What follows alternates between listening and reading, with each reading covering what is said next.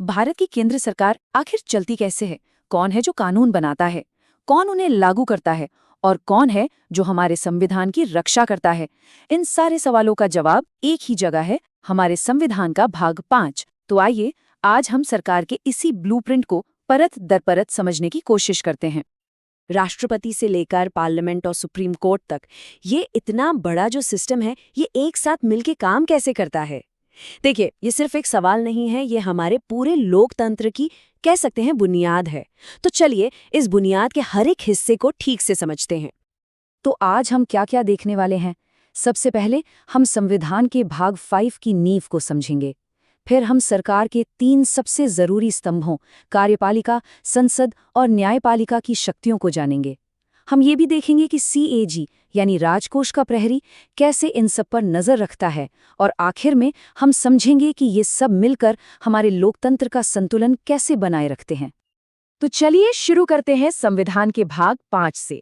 ये वो चैप्टर है जिसमें अनुच्छेद 52 से लेकर 151 तक केंद्र सरकार का पूरा ढांचा तय किया गया है। आप इसे हमारे देश की सत्ता का ऑपरेटिंग सिस्टम भी कह सकते हैं। जी हाँ, आप इसे संघ सरकार की एक मास्टर गाइड समझ सकते हैं। यही वो हिस्सा है जो केंद्र सरकार की 3 मुख्य शाखाओं कार्यपालिका, विधायिका यानी संसद और न्यायपालिका की बनावट, उनकी शक्तियों और उनके काम करने के तरीकों को तय करता है। अब बात करते हैं पहले स्तंभ की, कार्यपालिका यानी दी एग्जीक्यूटिव। ये सरकार के वो लोग हैं जो असल में काम करते हैं, मतलब वो शाखा जो कानूनों को जमीन पर लागू करने और सरकार चलाने के लिए जिम्मेदार है। तो इस टीम में कौन कौन है? सबसे ऊपर है राष्ट्रपति, जो हमारे देश के संवैधानिक प्रमुख हैं। फिर आते हैं उपराष्ट्रपति, लेकिन सरकार के असली मुखिया होते हैं प्रधानमंत्री, और उनकी कानूनी सलाह के लिए होते हैं महान्यायवादी। हर किसी की भूमिका एकदम साफ है ताकि पावर का बैलेंस बना रहे। राष्ट्रपति की शक्तियों को देखें तो वो बहुत बड़ी हैं।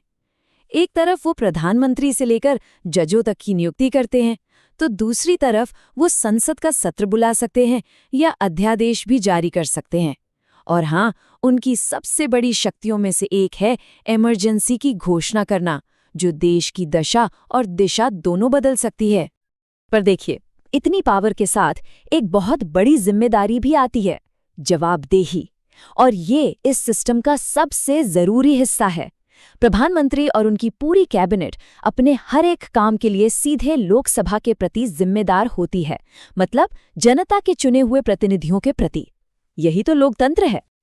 चलिए अब चलते हैं सरकार के दूसरे स्तंभ की तरफ, जहां देश के कानून गढ़े जाते हैं। जी हाँ, हम बात करें संसद की, जिसे आप भारत की लॉ मेकिंग फैक्ट्री भी कह सकते हैं। अक्सर लोगों को लगता है कि संसद का मतलब सिर्फ लोकसभा और राज्यसभा है, लेकिन ये पूरी तस्वीर नहीं है। संसद असल में 3 अंगों से मिलकर बनती है, राष्ट्रपति, राज्यसभा और लोकसभा। क्योंकि देखिए, कोई भी बिल तब तक कानून नहीं बनता जब तक प्रेसिडेंट की उस पर साइन न हो जाए, इसीलिए वो इसका एक अभिन्न अंग है। तो इन दोनों सदनों में फर्क क्या है? देखिए, लोकसभा सीधे जनता की आवाज है, जहां हर 5 साल में चुनाव होते हैं। वहीं राज्यसभा राज्यों का प्रतिनिधित्व करती है। ये एक स्थायी सदन है जो कभी भंग नहीं होता। ये नीतियों में एक तरह की निरंतरता बनाए रखता है। दोनों की भूमिकाएं अलग अलग हैं, पर दोनों ही बहुत जरूरी हैं। तो संसद करती क्या है? इसका सबसे बड़ा काम तो है कानून बनाना और देश का बजट पास करना। लेकिन इसका एक और बहुत ही जरूरी काम है सरकार पर लगाम कसना, उसे सवालों के कटघरे में खड़ा करना। यहाँ तक कि संविधान में बदलाव करने या इमरजेंसी को मंजूरी देने की शक्ति भी संसद के ही पास है। अब आते हैं तीसरे और शायद सबसे अहम स्तंभ पर, न्यायपालिका। ये वो शाखा है जो न सिर्फ कानूनों का सही मतलब बताती है और न्याय देती है, बल्कि सबसे बढ़कर हमारे संविधान की रक्षा करती है। इस पूरे जुडिशियल सिस्टम के टॉप पर है भारत का सुप्रीम कोर्ट। इसकी स्थापना अनुच्छेद 124 के तहत हुई है। इसमें भारत के मुख्य न्यायाधीश और 33 दूसरे न्यायाधीश होते हैं, और इनका फैसला ही देश का अंतिम कानून होता है। अच्छा, तो सुप्रीम कोर्ट के पास क्या क्या पावर है?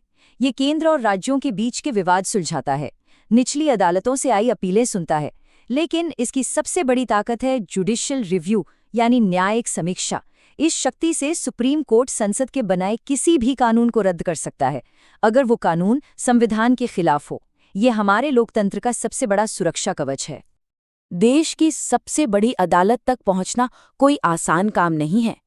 इसके लिए बहुत कड़े मापदंड हैं, जैसे भारत का नागरिक होना और हाई कोर्ट में जज या वकील के तौर पर सालों का तजुर्बा, या फिर राष्ट्रपति की नज़र में एक असाधारण कानूनविद होना। ये योग्यताएं सुनिश्चित करती हैं कि न्याय की जिम्मेदारी सबसे काबिल हाथों में रहे। कार्यपालिका, विधायिका और न्यायपालिका के अलावा संविधान एक और बहुत ही पावरफुल और स्वतंत्र पद बनाता है, भारत का नियंत्रक और महालेखा परीक्षक, यानी CAG। आप इन्हें सरकार के अंदर सरकार का ऑडिटर कह सकते हैं। इन्हें सार्वजनिक पर्स का संरक्षक भी कहा जाता है। इस उपाधि से ही इनके काम का महत्व पता चलता है, मतलब जनता के पैसे का रखवाला। देखिए, CAG का ऑफिस किसी मंत्रालय के नीचे काम नहीं करता। ये पूरी तरह से इंडिपेंडेंट है। इनकी नियुक्ति राष्ट्रपति करते हैं और इनका काम है केंद्र से लेकर राज्य सरकारों तक सरकार के हर एक पैसे का हिसाब जांचना। और सबसे जरूरी बात, ये अपनी रिपोर्ट सीधे संसद को देते हैं, जिससे सरकार की फाइनेंशियल जवाबदेही तय होती है। तो हमने सरकार की अलग अलग शाखाओं को तो देख लिया, लेकिन सवाल यह है कि ये सारे अलग अलग पुर्जे एक साथ मिलकर लोकतंत्र की इस बड़ी सी मशीन को चलाते कैसे हैं? यहीं पर हमारे संविधान निर्माताओं की दूरदर्शिता नजर आती है। भाग 5 चेक्स एंड बैलेंसेस यानी नियंत्रण और संतुलन की एक शानदार प्रणाली बनाता है। इसका सीधा सा मतलब है कि हर शाखा दूसरी शाखा पर नजर रखती है, ताकि कोई भी एक अंग जरूरत से ज्यादा ताकतवर न बन जाए। इसे ऐसे समझिए, कार्यपालिका कानून लागू करती है, लेकिन संसद कानून बनाती है और उस पर नजर भी रखती है। और अगर कोई भी कानून संविधान के दायरे से बाहर जाता है तो न्यायपालिका उसे रोक सकती है। तीनों के काम अलग हैं, लेकिन ये एक दूसरे से जुड़े हुए हैं और एक दूसरे को संतुलित भी करते हैं।